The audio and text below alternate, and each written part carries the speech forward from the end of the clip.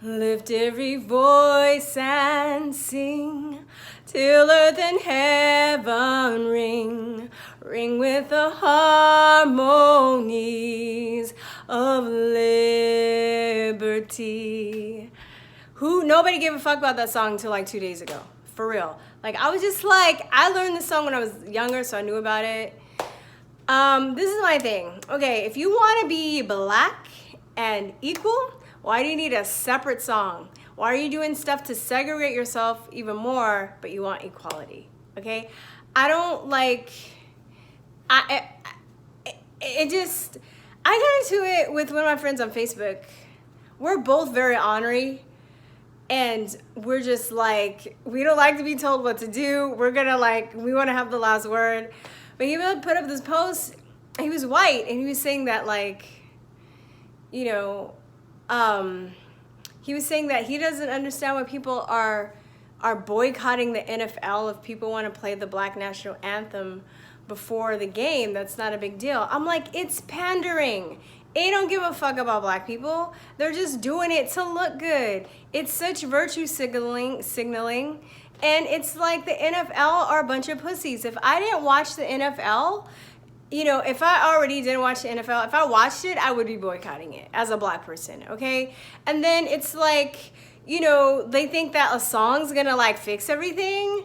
Like they're gonna fix all the babies they abort every year and all the gang violence. It's like, why aren't they talking about, and all the people that are vaccine injured? Why aren't they talking about the real problems? The real problems. They're like changing stuff, like taking people off of like syrup, and it's playing a song not even for the whole season, but a few games, okay? A few games.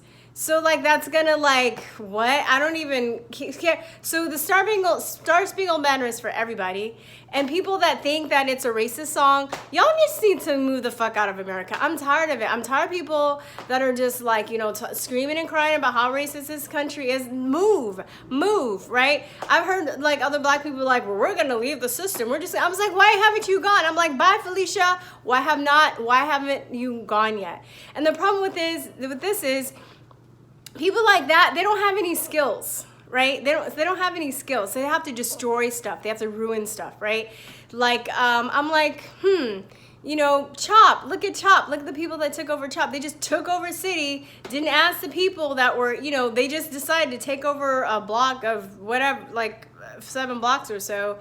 But you would think that they would have like gardening skills and fishing skills and know about like, sewage and, know about like how to build things and how to fix things and not just sit there and demand things like big babies in diapers. I actually went to there's this place in San Antonio, and they give classes on people on how to like about herbs and how to like wildcraft. And I went to a couple of classes a couple of years ago, and they were pretty cool. I think actually, I'm assuming, I don't know for sure, I think mainly they're communist, but they've built their own community. They built their places to live. They know how to start fires. They know how to grow food. They know how to hunt. They have this bathroom is made out of sawdust. You go and you poop, and it's like it's like they know about sewage. They know they're gonna be good. They're gonna be good. So if somebody wanted to do something like that, why wouldn't they just like, learn some skills and put their money together and go buy some place off the grid? And it was so stupid because it's just like, all they had to do was turn off the electricity. They didn't have to come. All they had to do was turn off their water and the electricity and stuff. I mean, it was just so nonsensical to me. All this stuff is so nonsensical. It's like, I look at, as a teacher, when I really start to wake up to all this stuff, and I look at, the vaccines and the GMOs, I'm talking specifically in the inner city community and black community, black and Latino, because they're mostly mixed, right? But they get vaccinated, that inflames your brain. They get all these like poisonous GMO foods in the liquor store, okay? The liquor store is not the only poisonous thing. That's the liquor in the liquor store is not the only poisonous thing. All the snacks or stuff, they're filled with poison too. And it's very interesting that was open during the pandemic, right? All the unhealthy places, but whatever.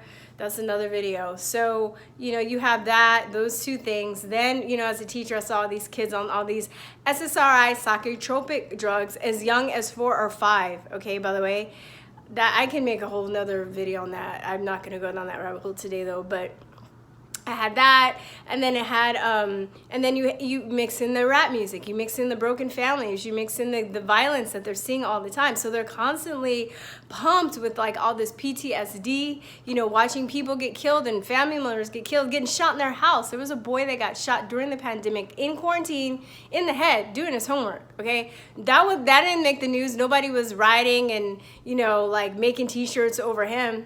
But, you know, whatever, I guess, you know. So it's just, you know, so you have that, and then you have the rap music that is like, it has good beats, but the message is poisonous. It's poisonous to your consciousness and to your spirituality.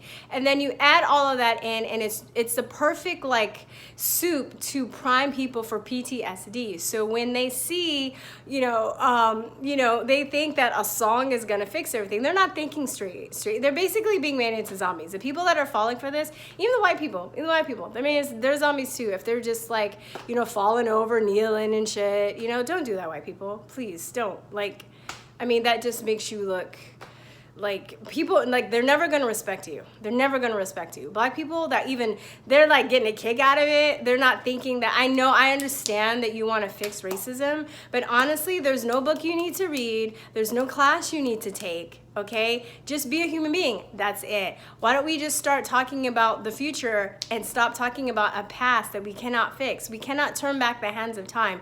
And all these dumbass people that are like, you know, having seizures and shit when they receive a microaggression, which really is their interpretation, because not all the time it's probably the case.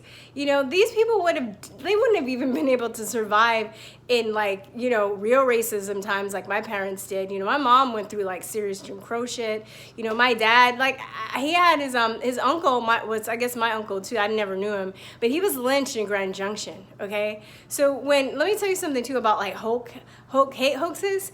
When usually back in the day when they would do hoaxes like that, or not even a hoax, but they would do like warnings, they would leave like nooses, or they would like burn stuff. It was because that you were doing something that they wanted you to stop doing. They would leave a message and be like, stop doing this, you know, we don't want you in our town or whatever, right? They don't just fucking leave a rope and run and giggle and hot, like, what? They don't do that shit. They don't leave like a knot on the floor. You know, like, come on, dude. So my uncle was lynched, and he was lynched because he went to a town, and he was like the only black person there, got a job, you know, and he bought a house, and they were like, we don't want your kind here. And he's like, I'm gonna stay here, fuck y'all. And then they basically suicided him and put him on his porch in front of his own house and said that he killed himself. That's real racism, okay? That's real racism. I'm sorry. Like, I mean, I don't have sympathy for people that are crying about all the pain that they feel, because I've never gone through shit like that. You know, when I've experienced racism, it was very passive aggressive. It was more in the form of maybe not getting hired for something, or, you know, having people make subtle attacks at me. But still, I mean, I'm not bitter about it. I'm not like, oh, curse the day, curse my black skin, it's such a curse. I'm not like that. There's always gonna be racist people. They're racist black people. They're people, when I was lifting, that would come in. This Latino dude came in my car one day, and he was just talking about like how all white people should just die. And yeah, I've said fucked up shit about white people during my life. I think we all have, and I think if we all admit that, like, we talk shit about everybody else's race, like we really do, and we talk shit about gays, talk shit about women, men, you know, races, everybody, you know, culture, different cultures. If we all admitted that, if we just admitted that we did that, I think we'd be way better off, instead of pretending that we're all perfect and we never like say shit like that. But I've never believed anything like that in my heart. But this guy was just going on and on, you know, and he was like, oh, like, white people just need to die. If they die, there'd be no more racism. I was like, are you fucking kidding me? Let's talk about the light skin, dark skin racism in our community. The good hair, bad hair racism in our community. The racism against blacks and Africans. You know what? Let's talk about that too. That's just as vicious. It's not more hurtful because it comes from the white person. It's hurtful when it comes from other black people too. And it's harmful and vicious. And I've been physically attacked by other black people for not being black enough, okay?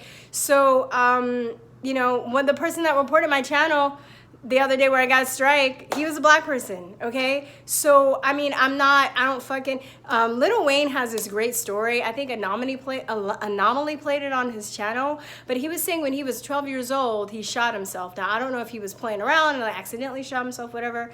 And he said, like, I guess some people like rushed his house, and then like I guess they had a safe or something in the house, and they jumped over him, and he's this 12-year-old kid, blind, dying of bleeding on the floor. And he said this white police officer basically was like, whoa, don't you see this kid that's been shot? And they're like, oh, whatever. And he said the dude was blacker than him, okay, that just hopped over him, didn't give a shit, but it was the white dude that actually saved his life, took him to the hospital and stayed with him. I'm gonna see if I can find that and put that in the links, but stayed with him until he, they told him that he was gonna be okay. He was like, I don't know what racism is. And I'm just like, you know, and getting back to my friend, you know, I don't know, like and people just act like discrimination from a white person is like the worst thing you could ever experience in your life, that you're gonna like have a heart attack and get cancer at the same time and then like turn to dust or spontaneously combust, okay?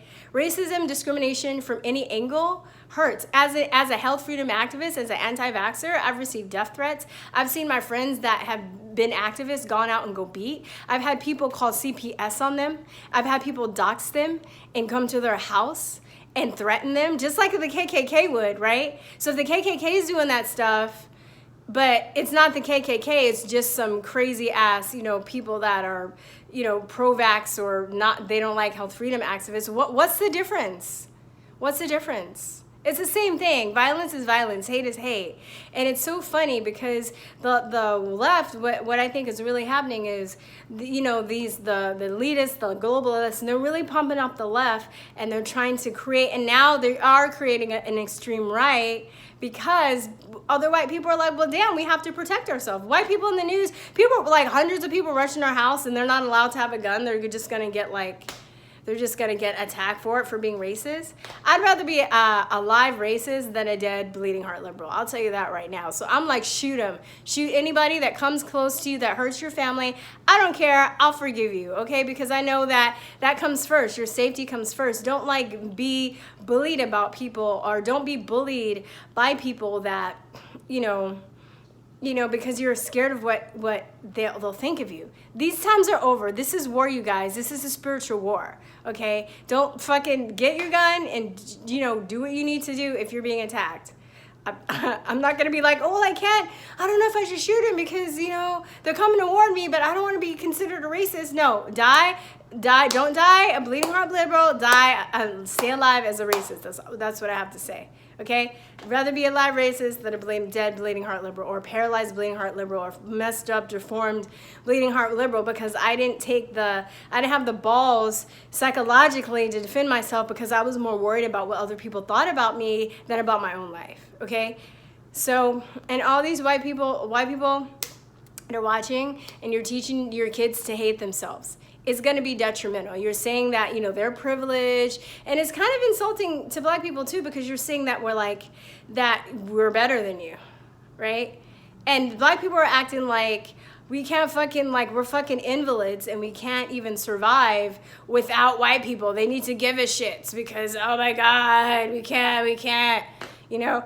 And I look back in antebellum period, there were all kinds of black people that were doing amazing things, inventing things, and making what do you call it, milestones, and making moves and stuff during that day. And they knew that racism exists, but they never like really, they talked about it in a way that was empowering to them so they can move on from it.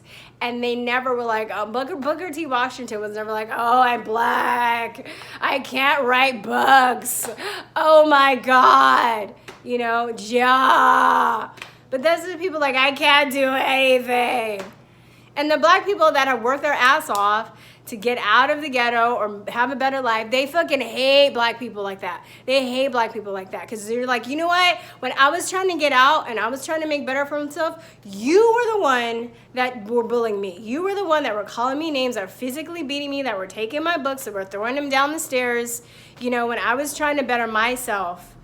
But you chose to do that. Now you want to sit and complain that, you know, the world is against you because you're black? Fuck you.